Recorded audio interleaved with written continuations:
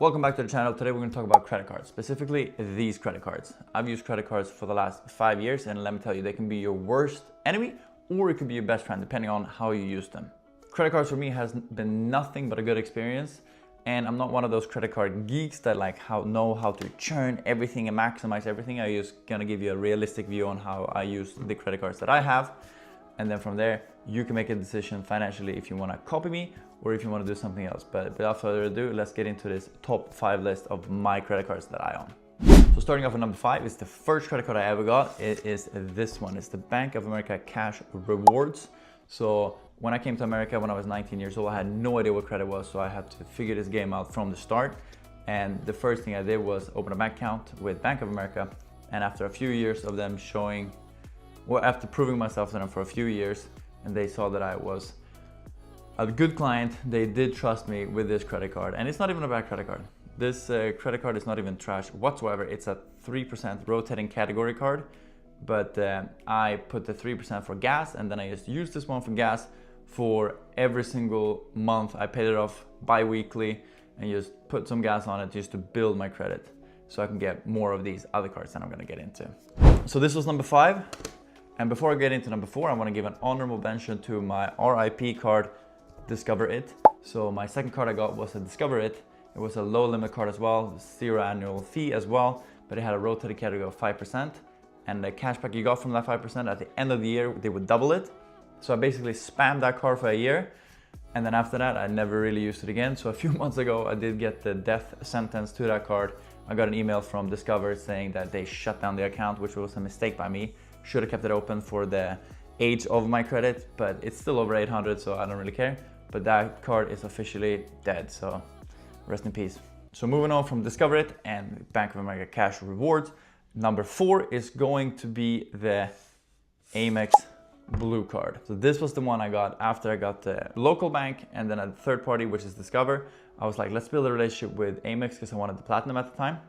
So I got the Amex Blue Cash Blue everyday card. I did it just to build a relationship with Amex, and it was a $0 annual fee card. So I was like, why not have it? So I used this one for everything basically for a year just to build a relationship with Amex. And after I built this relationship with Amex, I was able to apply for the number 3, which is the American Express Gold card. So the American Express Gold card was the first card I ever got that had an annual fee.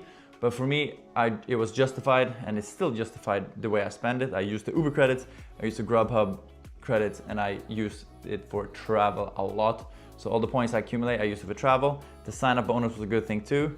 And like every other year, you can ask for the retention offer. So instead, I write to Amex, I tell them I'm gonna cancel the card. They're like, no, don't do it.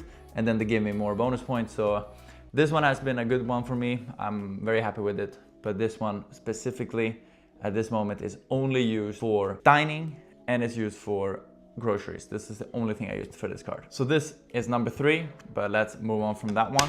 But let's do a little clean slate. We're gonna take these cards out, and I'm gonna tell you my current trinity that I'm using right the frick now. So number 2 is this one. It's the Apple card. I got it for this reason. The sound is super nice, it's super sleek, super clean.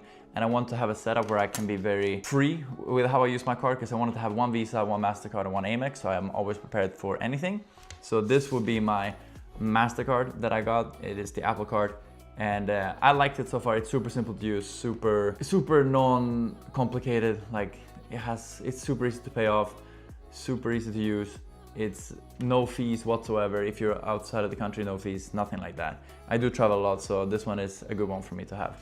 And then my number 1 card of this list is going to be the Capital One Venture X, and I got this specifically for the lounges and for all the travel perks. So basically it's a $395 annual fee, but you get basically $400 to travel for per year. $300 is a credit, and then $100 is points that you get from Venture X that you can use for travel. So you basically get paid $5 per year to own this card if you use it correctly.